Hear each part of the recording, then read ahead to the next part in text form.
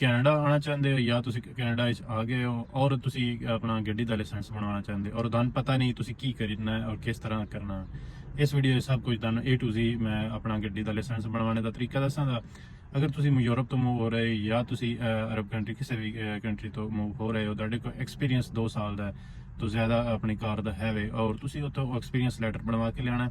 ਔਰ ਨਹੀਂ ਤੁਸੀਂ ਇੱਥੇ ਆਪਣਾ ਇਸ ਤਰ੍ਹਾਂ ਕਰਨਾ ਹੈ ਕਿ ਆਪਣਾ ਇੱਥੇ ਡਰਾਈਵ ਸੈਂਟਰ ਹਰ ਜਗ੍ਹਾ ਤੇ ਬਣੇ ਹੁੰਦੇ ਨੇ। ਡਰਾਈਵ ਸੈਂਟਰ ਵਿੱਚ ਜਾਣਾ, ਤੁਸੀਂ ਜਾਂਦੇ ਸਾਰ ਤੁਸੀਂ ਬੁੱਕ ਕਰਨਾ G1 ਇੱਕ ਥਿਊਰੀ ਟੈਸਟ ਹੁੰਦਾ ਹੈ, ਉਹ ਤੁਸੀਂ ਕਲੀਅਰ ਕਰਕੇ ਉਸ ਤੋਂ ਬਾਅਦ ਅਗਰ ਤੁਹਾਡੇ ਕੋਲ ਐਕਸਪੀਰੀਅੰਸ ਹੈ ਐਡ ਕਰਾ ਕੇ G2 ਹੁੰਦਾ। ਫਿਰ ਨੈਕਸਟ ਸਟੈਪ G2 ਵਿੱਚ ਲੋਕਲ ਰੋਡ ਦਾ ਪ੍ਰੈਕਟੀਕਲ ਜਿਹੜਾ ਰੋਡ ਟੈਸਟ ਹੁੰਦਾ ਉਹ ਤੁਹਾਡਾ ਸਕਿਪ ਹੋ ਜਾਂਦਾ। ਫਿਰ ਅਗਰ ਤੁਹਾਡਾ ਐਕਸਪੀਰੀਅੰਸ ਹੈ ਤਾਂ ਉਹ ਐਡ ਕਰਾ ਕੇ ਫਿਰ ਫੁੱਲ G ਹੁੰਦਾ ਹੈ। ਥਰਡ ਸਟੈਪ ਲਾਸਟ ਸਟੈਪ ਜਿਹੜਾ ਹੁੰਦਾ ਉਹਦੇ ਵਿੱਚ ਤੁਸੀਂ ਹਾਈਵੇ ਤੇ ਤੁਹਾਡੇ ਕੋਲ ਰੋਡ ਟੈਸਟ ਲੈਂਦੇ, ਅਗਰ ਤੁਸੀਂ ਕਲੀਅਰ ਕਰ ਜਾਂਦੇ ਹੋ ਤਾਂ ਕਾਰ ਦਾ ਫੁੱਲ ਲਾਇਸੈਂਸ ਮਿਲ ਜਾਂਦਾ। ਠੀਕ ਹੈ, ਅਗਰ ਤੁਸੀਂ ਉਹਦੇ ਵਿੱਚੋਂ ਫੇਲ ਹੋ ਜਾਂਦੇ ਹੋ ਫਸਟ ਅਟੈਂਪਟ ਵਿੱਚ, ਫਿਰ